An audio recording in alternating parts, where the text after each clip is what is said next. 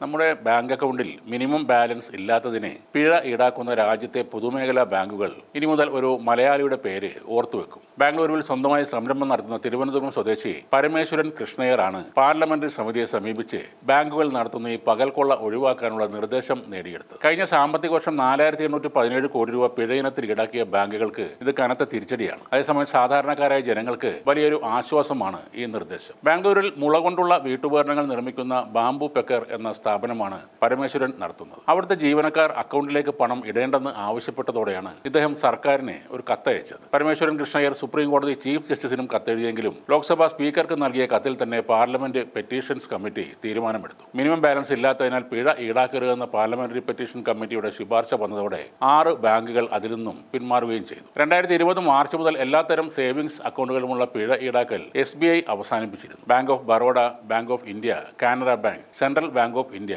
Indian Bank, Punjab National Bank, Union Bank of India എന്നീ 7 പൊതുമേഖലാ ബാങ്കുകളും മിനിമം ബാലൻസ് ഇല്ലാത്തതിനുള്ള പിഴ പിൻവലിച്ചിരുന്നു. UCO Bank, Indian Overseas Bank, Bank of Maharashtra, Punjab and Sindh Bank എന്നിവയും ഇക്കാര്യം പരിഗണിക്കാമെന്ന് കമ്മിറ്റിയെ അറിയിച്ചിട്ടുണ്ട്. മിനിമം ബാലൻസ് ഇല്ലാത്തതിനാൽ 2024-25 വർഷങ്ങളിൽ പൊതുമേഖലാ സ്വകാര്യ മേഖലാ ബാങ്കുകൾ പിഴയായി പിരിച്ചെടുത്തത് 4817 കോടി രൂപയാണ്. കഴിഞ്ഞ 3 സാമ്പത്തിക വർഷത്തിനിടെ മിനിമം ബാലൻസിന്റെ പേരിൽ 12 പൊതുമേഖലാ ബാങ്കുകൾ പിരിച്ചെടുത്തത് 8000 കോടി രൂപയും. ഈ സാഹചര്യത്തിലാണ് എല്ലാ ബാങ്കുകളും അത്തരം പിഴകൾ പിരിക്കുന്നത് നിർത്തണമെന്ന് പാർലമെന്ററി കമ്മിറ്റി ശുപാർശ ചെയ്തിരിക്കുന്നത്. പരമേശ്വരന്റെ കമ്പനിയിലെ തൊഴിലാളികൾ മിനിമം ബാലൻസ് ഇല്ലാത്തതിന്റെ പേരിൽ പിഴ ഈടാക്കുന്നത് കാരണം അക്കൗണ്ടിലേക്ക് ശമ്പളം അയക്കേണ്ട എന്ന് പറഞ്ഞപ്പോഴാണ് അദ്ദേഹം ഇതിന്റെ ഗൗരവം മനസ്സിലാക്കുന്നത്. തുടർന്ന് ഇതിന്റെ പരിഹാരം കാണാനായി ഇറങ്ങിത്തിരിക്കുകയായിരുന്നു. ആ കഷ്ടപ്പാടിന്റെ ഫലമാണ് ഇപ്പോൾ നമുക്കെല്ലാം ലഭിച്ചിരിക്കുന്നത്. നമ്മൾ പല കാര്യങ്ങൾക്കായി പൈസ കൊടുക്കാൻ കണക്ക് കൂട്ടിയാകും ബാങ്കിൽ പൈസ സൂക്ഷിക്കുന്നത്. അതിനൊപ്പം മിനിമം ബാലൻസ് ഇല്ലാത്ത കാരണത്താൽ പിഴ ഈടാക്കി ആ പണം കൊണ്ട് പോവുകയാണ് ബാങ്കുകൾ ചെയ്യുന്നത്. നമ്മുടെ പണം ഉപയോഗിക്കുന്നതിന്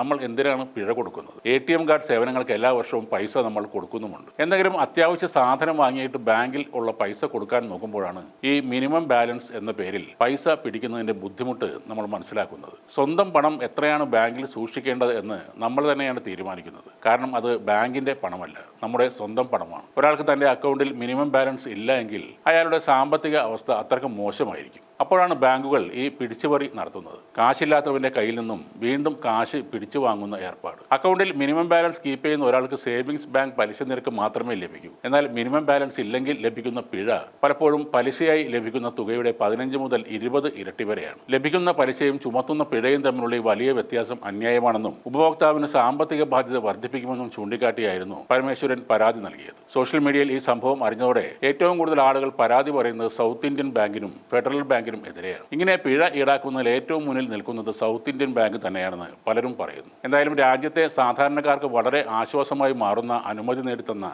പരമേശ്വരൻ കൃഷ്ണയ്യർ എന്ന മലയാളിക്ക് അഭിനന്ദനങ്ങൾ.